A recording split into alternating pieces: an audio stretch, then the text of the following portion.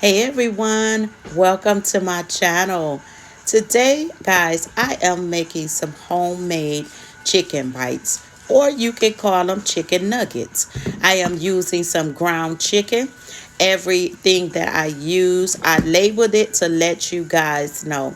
Listen, these are delicious. You can use them as a great appetizer, a great comfort food. The whole family will love them. Look, use your favorite dipping sauce with them. Add you some fries, some onion rings, whatever it is that you would like to add with these. This is a very easy recipe, and I'm telling you, your family would love you, especially the kids. All right, so please like and subscribe to my channel. Thank you all for coming. If it's your first time, why don't you join your girl's channel? Hit that subscribe button and that bell notification.